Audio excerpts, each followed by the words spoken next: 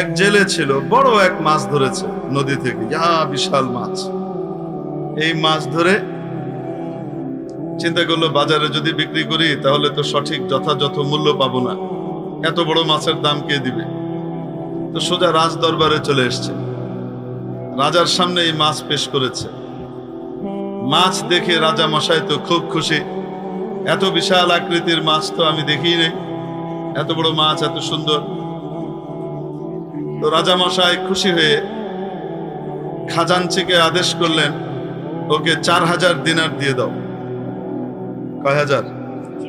4000 দিনার। 4000 দিনার দিয়ে দাও। খুশি। এখন এই বেচারা দিনার মাথা নিয়ে, দিনারের যে ঝুড়ি এটা মাথায় নিয়ে রওনা করেছে। পাশে বসা রানীমা, রাজার পাশে। রানীমার কলজে ছিঁড়ে যাচ্ছে, কারণ কি বলবো, she was A chicken hearted.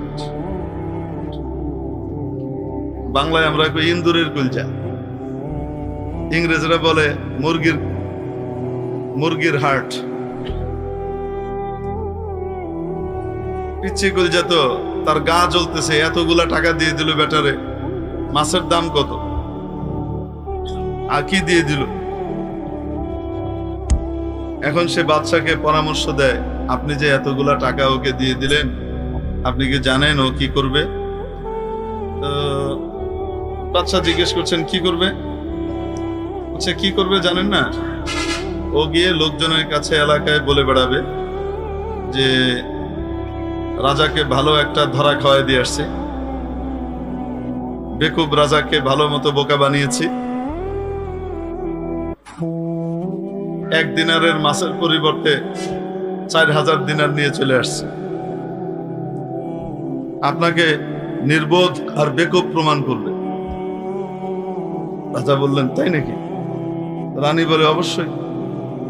আপনি তো মানুষের চেহারা পড়েন না, সরল মনে সবকিছু দেন, আমি তো থট ট্রিট করি, আমি সকলের চেহারা দেখে মন পড়ি সে কি চিন্তা করছে, অতএব তাই করবে। কি করা?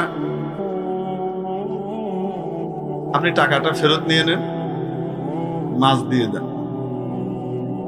রাজা বলে, এটা হয়? একজনকে আমি টাকা দিয়ে দিয়েছি, মাছ নিয়ে নিয়েছি, আমি রাজার আসনে আসীন হয়ে আমি আবার তার কাছ থেকে, প্রজার কাছ থেকে টাকা চেয়ে নিয়ে নিব? এটা কি হয়? এটা কিভাবে নিব? তো রানীমা বুদ্ধি দিচ্ছেন, আপনি তাকে ডেকে বলবেন, জিজ্ঞেস করবেন এই মাছটা কি ছেলে না মেয়ে। যদি বলে ছেলে মাছ, তাহলে বলবেন, বাবা আমার তো মেয়ে মাছ দরকার, তো তোমার মাছ তুমি নিয়ে যাও, টাকাটা রেখে যাও। আর যদি বলে মেয়ে মাছ, তাহলে বলবেন আমার তো ছেলে মাছ দরকার। মানে একটা বললে আপনার তার বিপরীতটা লাগবে, এটা আপনি বলবেন, বলে মাছটা তাকে ফেরত দিয়ে টাকাটা ফেরত নিয়ে নেবেন।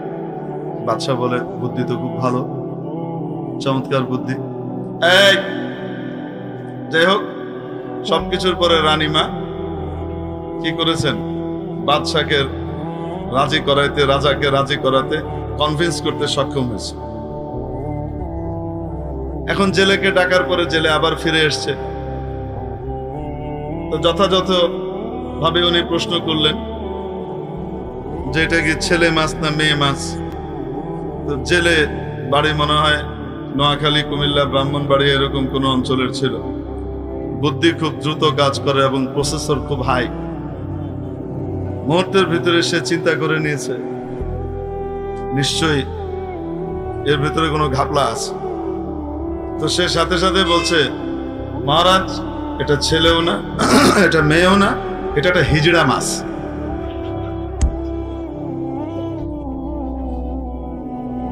এরকম তাৎক্ষণিক উপস্থিত বুদ্ধি দেখে একটা জেলে মানুষ, সে এত অদ্ভুত রকমের চমৎকার উত্তর দিয়েছে। এই জবাব শুনে বাদশাহ আরো খুশি হয়ে গেলেন। রাজা বললেন, আরো 4000 দাও।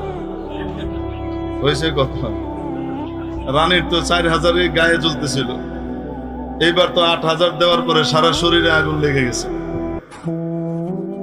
এখন কি বলবে? যাই হোক, সে 8000 দিনার নিয়ে মাথায় নিয়ে যাচ্ছে। এতগুলো দিনার, মানে কাঁচা কয়েন, সোনার কয়েনের, এগুলা মাথায় নিয়ে যাচ্ছে। যেতে যেতে হঠাৎ একটা পড়ে গিয়েছে, একটা কয়েন, একটা দিনার পড়ে গেছে টুক করে। বাপরে বাপ, 1,30,000 টাকা বেড়ে গেছে। তো কি করবে? সাথে সাথে সে ঝুড়ি নামিয়ে ওইটাকে নেবার জন্য হাত বাড়িয়েছে। এইবার রানীমা মক্ষম কি পেয়ে গেলেন, হাতিয়ার পেয়ে গেলেন এই 8,000 কেড়ে নেওয়ার। আপনি এই লোকটাকে এতগুলা টাকা দিলেন, 8,000, 4,000-এ সে আপনাকে বেকুব বলতো মানুষের কাছে, এবার 8,000-এ কি বলবে? তাও যদি একটা ভালো মানুষকে দিতেন তাও একটা কথা ছিল। দিলেন কাকে? একটা ছোট লোক, নীচ, লোভী, স্বার্থপর, এই লোকটাকে আপনি দিলেন। এত লোভ, যা দিয়েছেন তা দিয়ে তার 3 পুরুষ চলে যাবে, অথচ সে ওই একটার জন্য আবার হাত বাড়িয়ে নিচ্ছে। এরকম ছোট লোককে এত টাকা দেয়া যায় না। ভালো মানুষকে দিবেন। আপনার দিতেই মন চায় তো ভালো মানুষকে দিবেন, একে দিবেন না। কেড়ে নেন, ওকে সাজা দিয়ে টাকাটা কেড়ে নেন। লোভের সাজা তাকে দেওয়া দরকার। তো রানী বাদশাকে, রাজাকে বোঝাইতে সক্ষম হয়েছে যে হ্যাঁ, কি করতে হবে?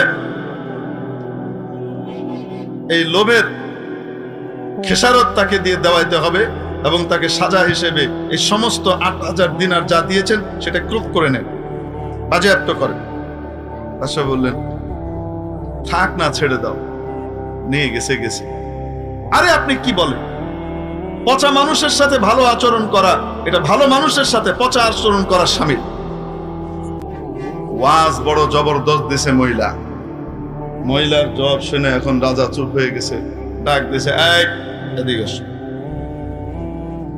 চিন্তা করে, হায় রে, একবার তো বাইচে আইলাম, এবার কোন বিপদে পড়ি। তোমার এত কিছু দিলাম, এটা দিয়ে তো তোমার 3 পুরুষ চলে যাবে, একটা পড়ে গেল, সেটা নেয়ার জন্য তোমাকে নিতে হলো এত সারাহ, এত লোভ, এত তমা, তোমার এত হিরস। এটা শোনার সাথে সাথে সে তো বুঝছে যে এবার বাকি ডিলুই। সে বলে, মহারাজ, অনুমতি হলে একটু কথা বলি। বলো। মহারাজ, আমি এই জন্য এটাকে উঠাইনি যে আমার খুব লোভ আছে। আমি কেন উঠিয়েছি সেই কারণটা ব্যাখ্যা করি। এই যে সোনার মোহর আর দিনারটা পড়ে গেল, এই টাকাটার মধ্যে মহারাজ আপনার ছবি অঙ্কিত আছে, আপনার নাম এখানে খোদিত আছে। আপনার নাম আর আপনার চেহারা মাটিতে পড়ে থাকবে, যেখানে মানুষ হাঁটা চলা করে জুতোর লেভেলে থাকবে। এটা আমি বরদাস্ত করতে পারি নাই, তাই আমি এটাকে উঠানোর জন্য নুয়েছি। রাজা কয়, আরো 4।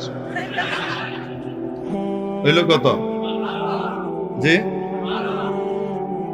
এবার বাদশা কইতেছে, মহিলা যখন আবার বলে, মুখটা খোলা শুরু করছে, চুপ করো তুমি। কয়ে তারপরে কইতেছে, শোনো, যে বেটা তার বেডির সব কথা শুনে, বাজ বিচার না করে, কোনটা নিতে হবে কোনটা নিতে হবে না, কোন পরামর্শ মানতে হবে আর কোন পরামর্শ মানা যাবে না, এটার বাজ বিচার না করে শুধুমাত্র কি করে, বউয়ের সব কথা শুনে, বেডটাইনের সব কথা শুনে, তার দশা এরমই হবে। 4,000-এর পরিবর্তে 12,000 খোয়াইব।